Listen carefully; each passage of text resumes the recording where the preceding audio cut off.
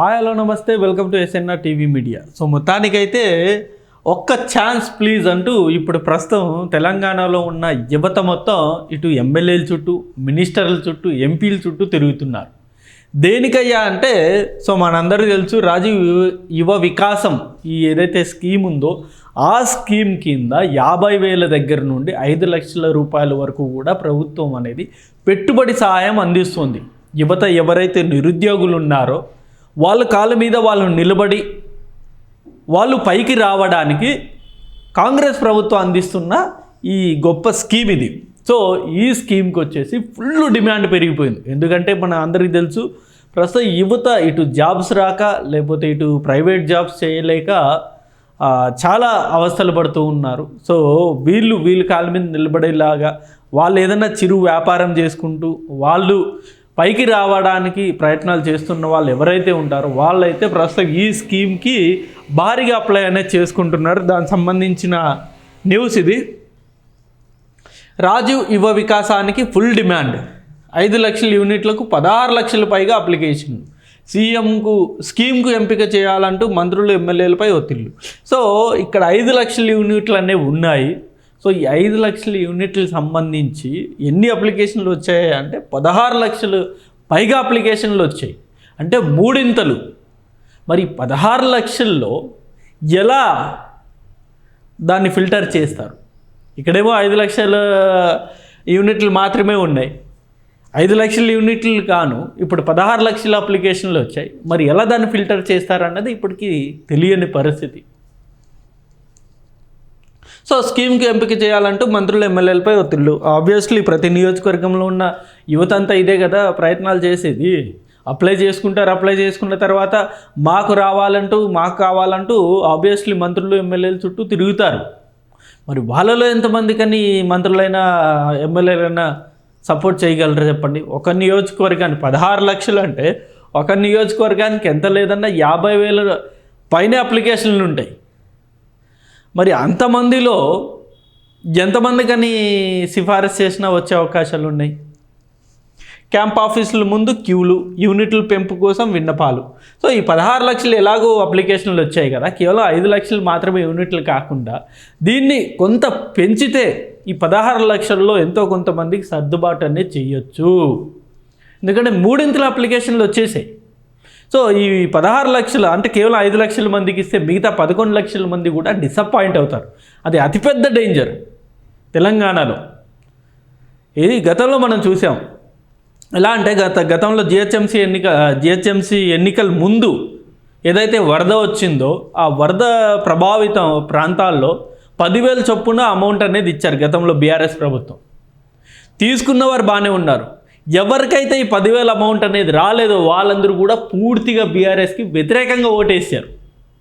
అప్పుడు తెలిసి వచ్చింది బీఆర్ఎస్ పార్టీకి అసలు ఈకుండా ఉంటేనే మేలు అని చెప్పేది. ఎందుకంటే పక్కింటోడికి వచ్చి నా ఇంటికి రాకపోతే ఆబ్వియస్లీ నేను వ్యతిరేకంగానే మాట్లాడతా.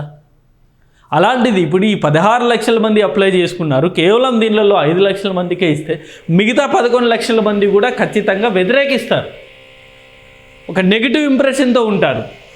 సో ఆ నెగిటివ్నెస్ లేకపోతే ఆ వ్యతిరేకత కొంత తగ్గాలి అనుకుంటే ఈ 5 లక్షల యూనిట్ని కాస్త కొంచెం 8-9 ఈ లక్షల యూనిట్గా మారిస్తే ఎంతో కొంత తగ్గే అవకాశం ఉంటుంది. వాళ్ళు కూడా నెక్స్ట్ టైం చూద్దాంలేండి అన్న రీతిలో వాళ్ళు చెప్పుకోవచ్చు.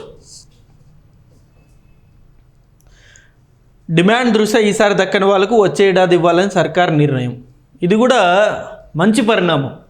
ఎందుకంటే ఈసారి అప్లై చేసుకున్న వాళ్ళకి ఈసారి రాలేదనుకోండి, ఆబ్వియస్లీ నెక్స్ట్ ఇయర్ కూడా అప్లై చేసుకోవచ్చు. మనం నెక్స్ట్ ఇయర్ కూడా వచ్చే అవకాశం ఉందని చెప్పేసి వాళ్ళు ఇంకా అదే హోప్తో ఉంటారు. సో సర్కార్ కూడా ఇదే ఆలోచిస్తుంది, కాంగ్రెస్ ప్రభుత్వం కూడా ఇదే ఆలోచిస్తుంది. ఇప్పుడు ఈ 5 లక్షల వరకు మనం ఇచ్చేద్దాము, దాని తర్వాత రాని వాళ్ళకు నెక్స్ట్ ఇయర్ మళ్ళీ మనం సేమ్ ఇలాగే అప్లై చేసుకోండి అని చెప్పేసి మళ్ళీ మనం నోటిఫికేషన్ ఇచ్చి మళ్ళీ మనం అప్లై చేయించగలిగితే ఈసారి ఎవరైతే రాలేదో వాళ్ళకి నెక్స్ట్ ఇయర్ మనం ఇచ్చే అవకాశం ఉంటుందనే ఆలోచన కూడా ప్రస్తుతం కాంగ్రెస్ పార్టీకి వచ్చింది. 3 ఏళ్ల పాటు పథకాన్ని కొనసాగించాలని సీఎంకు ప్రజాప్రతినిధులు విన్నపం. అంతే కదా, ఇప్పుడు 1 ఇయర్తో ఆపేస్తే మిగతా ఎవరైతే అప్లికేషన్లు ఫిలప్ చేసి అప్లై చేసి ఉంటారో వాళ్ళందరిలో చాలా వ్యతిరేకత అనేది వస్తుంది. సో అలా కాకుండా ఇప్పుడు ఈ 5 లక్షలు ఏదైతే యూనిట్లు ఉన్నాయో అంతవరకు ఇచ్చేసి, ఇది రెండో ఆప్షన్, ఇది 5 లక్షల యూనిట్ల వరకు అంతవరకు ఇచ్చేసి నెక్స్ట్ ఇయర్ మళ్ళీ అప్లై చేసుకోమని చెప్పేసి, మళ్ళీ ఒక నెక్స్ట్ ఇయర్ ఒక 5 లక్షల మందికి ఇచ్చి ఆ నెక్స్ట్ ఇయర్ అప్లై చేసుకోమని చెప్పేసి ఆ నెక్స్ట్ ఇయర్ ఇంకో 5 లక్షల మందికి ఇస్తే ఆల్మోస్ట్ 15 లక్షల మందికి హెల్ప్ చేసిన వారు అవుతారు. వాళ్ళు స్వతహాగా వాళ్ళ కాళ్ళ మీద నిలబడడానికి హెల్ప్ చేసిన వారు అవుతారు. సో తద్వారా ఈ 15 లక్షల మంది కూడా తెలంగాణలో ఉన్న ఈ యువత ఏదైతే ఉందో వాళ్ళు డెవలప్ అవ్వడానికి ఇది చాలా అంటే చాలా హెల్ప్ అవుతుంది. సో ఈ ఆలోచన కనుక ఈ విధంగా కనుక కాంగ్రెస్ ప్రభుత్వం ముందుకెళ్తే ఖచ్చితంగా నిరుద్యోగులు కావచ్చు, లేకపోతే ఎవరైతే ఉద్యోగం రాలేదని డిప్రెషన్లో ఉంటారో వాళ్ళకి డెఫినెట్గా హెల్ప్ అవుతుంది. ఇది దరఖాస్తుల పరిస్థితి. రాజీవ్ యువ వికాసం పథకంలో ఎక్కువ మంది 2 లక్షల నుంచి 4 లక్షల విలువైన యూనిట్లకే అప్లై చేసుకున్నారు.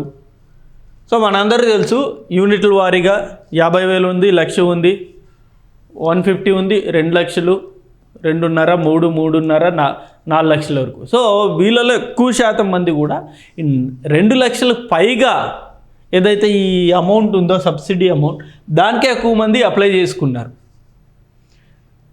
ఈ యూనిట్లకు 70% సబ్సిడీతో గరిష్టంగా 2,80,000 వరకు సబ్సిడీ రానుంది.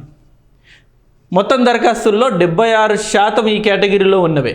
సో ఏదైతే ఈ 16 లక్షలు ఏదైతే అప్లికేషన్లు ఉన్నాయో ఈ 16 లక్షలు కూడా ఎక్కువ శాతం కూడా ఈ 2 లక్షల పైన ఏదైతే యూనిట్లు ఉన్నాయో వాటికి అప్లై చేసుకున్న వాళ్ళు వీళ్ళందరూ కూడా ఎక్కువగా, అంటే దాని కింద ఈ 1,00,000 కావచ్చు, 50,000 కావచ్చు, అసలు దాన్ని పట్టించుకోవట్లే. ఎక్కువ మొత్తంలో వస్తే ఎక్కువ మొత్తంలో పెట్టుబడి ఏదన్నా మనం లబ్ధి పొందొచ్చు అన్నది ప్రస్తుత యువత ఆలోచన.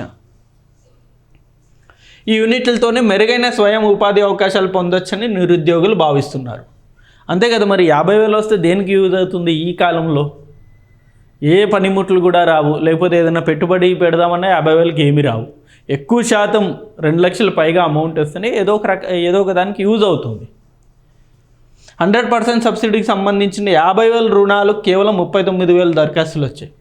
ఈ 50,000 రుణాలు 100% సబ్సిడీ ఇస్తామన్నా సరే దానికి ఎవరు అప్లై చేసుకోవట్లేదు. కేవలం 39,000 అప్లికేషన్లు మాత్రమే వచ్చాయి. అంటే 50,000 కూడా ఆసక్తి చూపడం లేదు ఇక్కడ ప్రస్తుతం ఉన్న యువత. రోజువారీ చిన్న వ్యాపారాలకు 50,000 రుణాలు ఉపయోగపడతాయని ప్రభుత్వం భావించిన యువత వాటి పట్ల పెద్ద ఆసక్తి చూపడం లేదు. అంతే కదా, ఇప్పుడు రోజువారీగా ఏదైనా చిరు వ్యాపారం చేసుకోవడానికి 50,000 మేము హెల్ప్ చేస్తామని చెప్పేసి ఆ చిరు వ్యాపారం చేసుకోవడానికి కూడా ప్రస్తుతం యువత అంత ఇష్టంగా లేదు. జస్ట్ ఇప్పుడు ప్రస్తుతం ఉన్న యువత ఆలోచన అంతా కొడితే కుంభస్థలాన్ని కొట్టాలన్న రీతిలోనే ఉందన్నమాట. అందుకనే ఈ 50,000 ఎందుకు, ఎక్కువ శాతం ఈ 4 లక్షలకి టార్గెట్ చేస్తాం, అదొస్తే ఇంకా బెటర్ కదా అన్నది యువత ఆలోచన. 50,000 నుంచి 1,00,000 లోపు రుణాలకు 93,000 మంది అప్లై చేసుకున్నారట. ఏది 50 నుండి 1,00,000 లోపు 93,000 మంది మాత్రమే అప్లై చేసుకున్నారు. కార్పొరేషన్ల వారీగా చూస్తే బీసీ కింద 8 లక్షల మంది, అంటే బీసీ కార్పొరేషన్ కింద 8 లక్షల మంది అప్లై చేసుకున్నారు. అలాగే వచ్చేసి ఎస్సీ కార్పొరేషన్ కింద 3,92,000 మంది అప్లై చేసుకున్నారు. మైనారిటీ కింద వచ్చేసి 2 లక్షల మంది అప్లై చేసుకున్నారు. ఎస్టీ కింద వచ్చేసి 1,83,000 మంది అప్లై చేసుకున్నారు. ఈడబ్ల్యూఎస్ కింద 37,000, క్రిస్టియన్స్ కింద 4,000 మంది దరఖాస్తు చేసుకున్నారు. సో ప్రస్తుతానికైతే కాంగ్రెస్ ప్రభుత్వం తీసుకొచ్చిన ఈ మంచి స్కీమ్ అనేది కూడా డెఫినెట్గా ప్రతి ఒక్కరు యూజ్ చేసుకోవాలి. ఎందుకంటే గవర్నమెంట్ జాబే రావాలి, లేకపోతే మా గ్రూప్ 1 రావాలి, గ్రూప్ 2 రావాలి అన్న ఆలోచన నుండి స్వతహాగా మీరు ఎదగండి, మేము మీకు సహాయం చేస్తాము అని చెప్పేసి రాజీవ్ యువ వికాసం అనేది ఈ స్కీమ్ తీసుకురావడం జరిగింది. చాలా గొప్ప స్కీమ్. ఎవరైతే ఇప్పటికీ అప్లై చేసుకుని ఉన్నారో వాళ్ళందరూ కూడా త్వరగా ఈ స్కీమ్ లబ్ధి పొంది వాళ్ళు కూడా సెటిల్ అవ్వాలని అయితే మేము మనస్ఫూర్తిగా కోరుతున్నాం. సో మరి చూద్దాం. ఇప్పటికైతే చాలా అంటే చాలా ఇంకా డిమాండ్స్ అనేవి కూడా ఉన్నాయి యువత నుండి. సో కేవలం ఈ 5 లక్షల వరకు మాత్రమే కాదు, దాన్ని పెంచాలనే డిమాండ్ ఒక పక్క ఉంది. మొన్నే ఒక డేట్ అనేది అయిపోవడం జరిగింది. ఆ డేట్ కేవలం అక్కడి వరకే కాదు, ఇంకా ఎక్స్టెండ్ కూడా చేయాలి అప్లికేషన్ అప్లై చేసుకోవడానికి అని చెప్పేసి మరో పక్క ఉంది.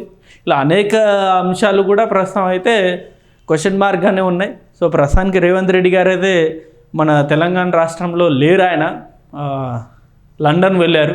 ఆయన వచ్చిన తర్వాత దీనిలో ఏమన్నా మార్పులు చేస్తారా లేదా అన్నది మనకు భవిష్యత్తులో తెలుస్తుంది. ఇది వీడియో అండి. ఈ అంశం మీద మీ అభిప్రాయాన్ని కూడా కింద కామెంట్ రూపంలో తెలియజేయండి. Thank you for watching this video. Thank you.